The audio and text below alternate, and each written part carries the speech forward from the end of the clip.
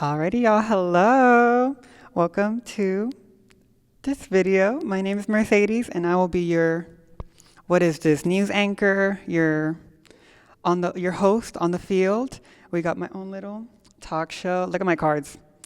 Aren't they cute? Oh, I'm supposed to say hello, everybody. Welcome to the first and maybe possibly the last episode of Mercedes Hold the Benz. Get it? Okay, I don't know. If you get it, you get it. If you don't get it, then you don't get it. But I will be getting the opinions of different students, their opinions on trans rights, how it affects like our political climate, how that seeps into campus life, and just their overall thoughts on trans people, the trans demographic. Yes, so I got some cute cards that I made, custom. And yeah, I'm very excited, very nervous. Yeah, I think that's all. So let's get started with the video.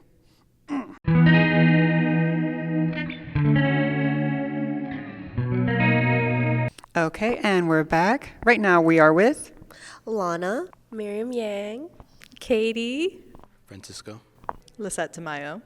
Okay, and we're going to have a quick little interview, like 5 questions, 5 minutes or so. And I will be asking you questions about like trans rights and the current political climate and how that affects campus life as well. So we're going to start off pretty easy, just something general. So what are your thoughts on trans rights and inclusion on campus? I think trans rights are always important. Trans people are just like any other human on campus, and so I think it's just important that we include everyone because we're all human in the end. I think they should allow like students to be able to like support and represent themselves through like clubs or associations, while also probably making it more comfortable for certain trans students to be able to use like the gender neutral bathroom. I feel like on campus they try their best to be as inclusive as possible, but oftentimes it feels like it's lacking, especially in actual research regarding trans rights. I think they do surface level type assistance, and it's fine. I can see the effort, but it's not enough, if that makes sense.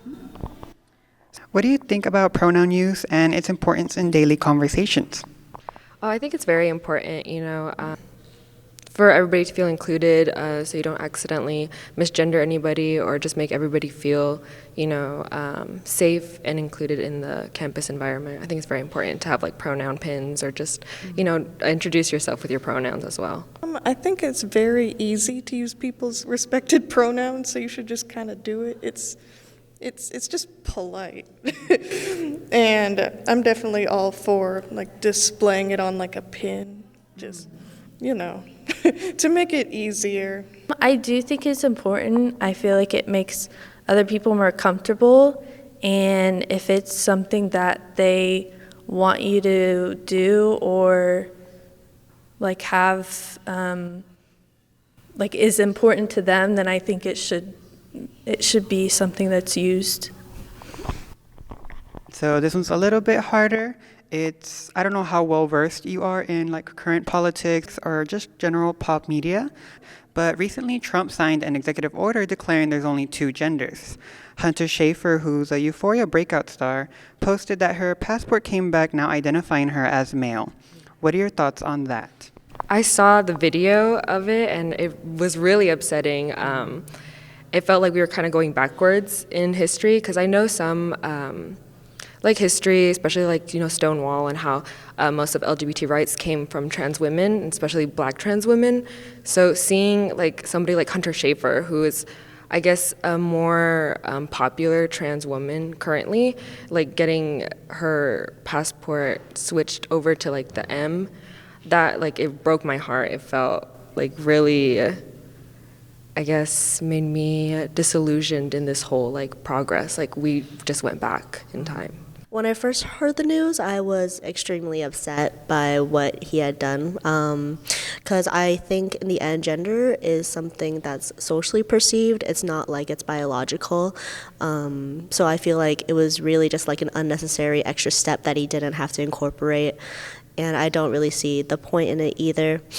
And I did hear the news about like Hunter Schafer being gendered as male in her passport. I just really don't understand why. I think the thing that Trump did where he basically officially made two genders is it's kind of dumb because, by technical standards that would make everyone a female and I don't know, it's just a really messy process and I don't think that's a good thing. Okay.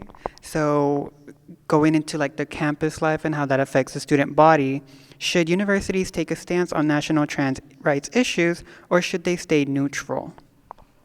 I think universities should take a stance. Being neutral is practically not doing anything to aid the students who are actually being affected by it, and in turn can be causing more damage. Universities nowadays should absolutely take a stance. I don't really think there's a point in staying neutral. I feel as if they are staying neutral, then they're kind of making a choice against trans rights because they're not very supportive of it.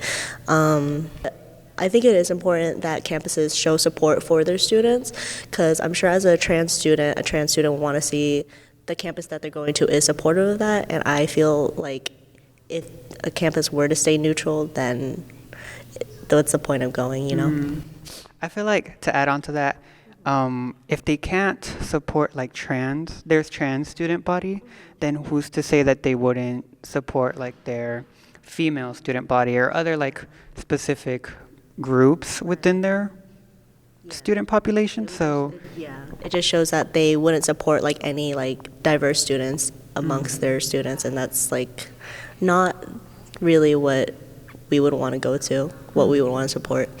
I feel like they should give a statement just so that it almost incentivizes people to speak out about it and be kind and just know that hey, we do protect trans people and it's important to us and our campus. okay. So as somebody who identifies as trans or non-binary, do you think the university provides enough gender-inclusive facilities like restrooms or even housing? That depends. I feel like recently we just lost an inclusive room with the Rainbow Lounge in the library. That was a space that was made specifically for LGBT folk to feel more comfortable in, and it's gone now.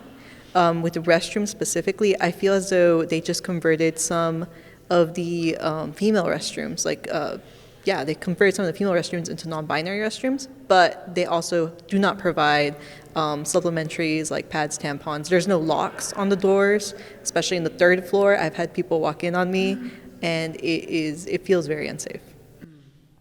And so how comfortable do you think trans students or non-binary students feel expressing their identity on campus? That really depends on the group of people that you go and visit. If you're in the fine arts building, I feel very comfortable with my identity. But if I walk to the business building, I don't feel comfortable at all. It really depends, especially with fine arts. We're allowed to be expressive and be ourselves, whereas in other majors and other areas, that could be seen as something taboo. And yeah, I typically just stay here to be myself. Okay, so we have just one more for you. What advice would you give to incoming trans or non-binary students navigating campus life? Ooh, find your people really fast. Find them and stick with them, because those are going to be the people that are going to be your support system. They're going to help you out. You can help each other out. And overall, you'll just be able to be you faster than having to hide yourself for the 4 years, 5 years that you're here. Yeah. Okay, thank you. I think that's all I have for you. I just want to say thank you for taking time out of your day to help me with this little interview, and we could call it there. Bye. That will be making it into the video. Yippee! Thank you so much.